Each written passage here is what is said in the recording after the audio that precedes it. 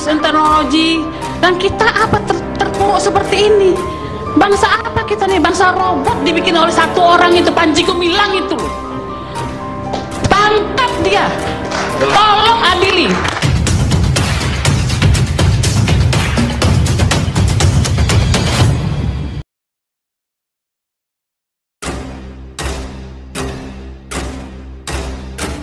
Syekh Panji Gumilang mengungkap sebuah cerita yang jarang disampaikan, terkait Natalan di Mahat Al-Zaitun beberapa tahun lalu. Kegiatan ibadah Natal jemaat dari Bekasi itu, pernah dilaksanakan di Mahat Al-Zaitun karena kondisi di Jakarta yang sedang rawan. Syekh Panji Gumilang pun memberikan izin. Baginya, kegiatan tersebut adalah bentuk dari hidup bersama. Sesuai dengan moto yang selalu digaungkan Al-Zaitun, yakni hidup bersama dan tekad pendidikan antar bangsa.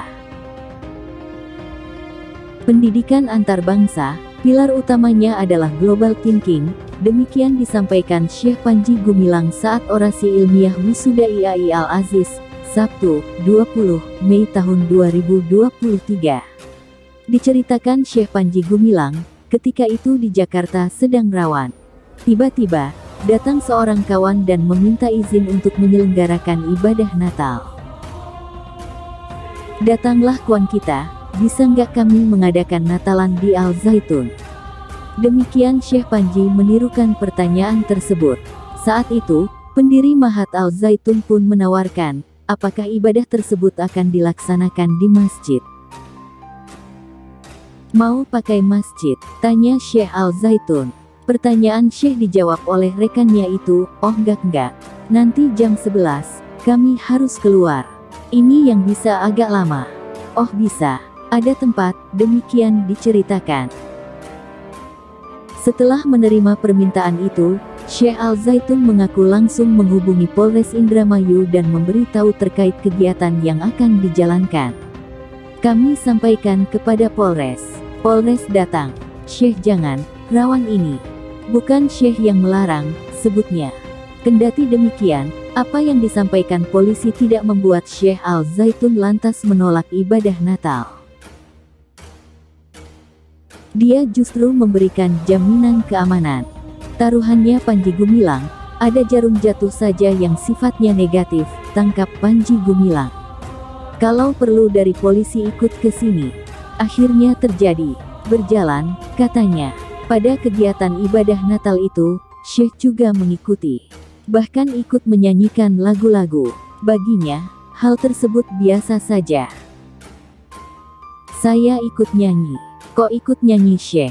Saya nyanyi tidak harus jadi Nasrani. Anda Natalan di Mahat Al-Zaitun tidak harus jadi Islam, tandas Syekh Panji, lugas. Dia tidak menampik, bahwa kegiatan tersebut banyak yang menentang dan mempersoalkan. Tapi, baginya tidak masalah. Banyak yang menentang. Gak ada apa-apa juga ditentang kok. Itulah kebenaran. Dan itu dijalankan, karena kita tekadnya pendidikan antar bangsa. Dan mars yang kita buat itu, hidup bersama. Menuju pendidikan antar bangsa.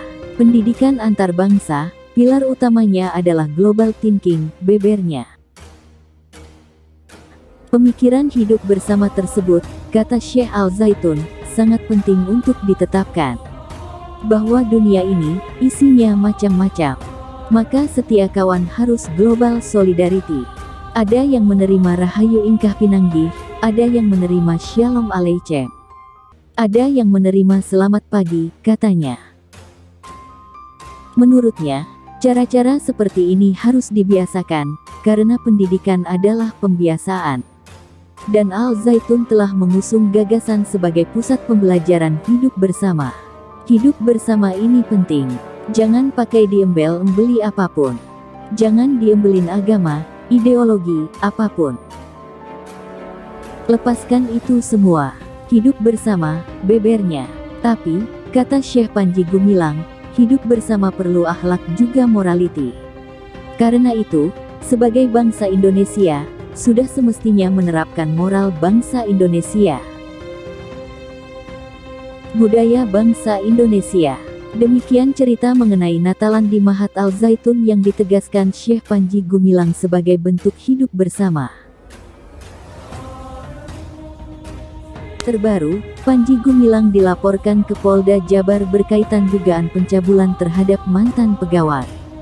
Lantas seperti apa kronologi pencabulan itu dilakukan pimpinan Pondok Pesantren Al Zaitun tersebut? Jumaidi Anom, kuasa hukum dari korban berinisial K, menuturkan kasus itu bermula saat korban yang sudah bekerja sejak tahun 2016 bersama Panji ditugaskan di Pasar Cikampek pada bagian marketing dan sekaligus pengadaan barang. Namun beberapa tahun setelah itu, K ditarik untuk ditempatkan di area Ponpes Al Zaitun. Dia ditarik dan ditempatkan di suatu tempat yang jauh dari pusat keramaian, ujar Anom saat dihubungi Rabu tanggal 21 April tahun 2021. Usai dipindahkan, Anom mengatakan Panji menaruh rasa terhadap K ini. Hingga akhirnya, Panji berusaha untuk mendekati K. Sudah begitu, rupanya terselubung Panji Gumilang ini menaruh hasrat, klien saya tidak sadar. Karena tempat jaraknya jauh tidak ada orang, kalaupun ada orang dia tidak akan ambil risiko karena takut sama Panji. Dipaksa klien kita hampir setiap hari datang untuk berhubungan, tutur Anom. Awalnya dicium, ditolak jangan karena bukan suami istri.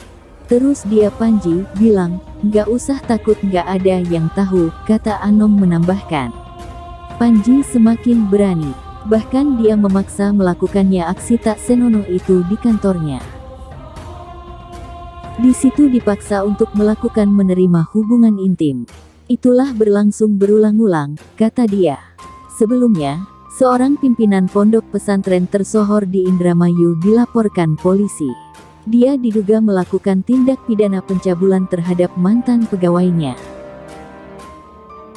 Laporan itu dilakukan korban berinisial K ke Polda Jawa Barat beberapa waktu lalu dengan nomor laporan polisi LPB 212-2/2021. Terlapor sendiri diketahui Panji Gumilang.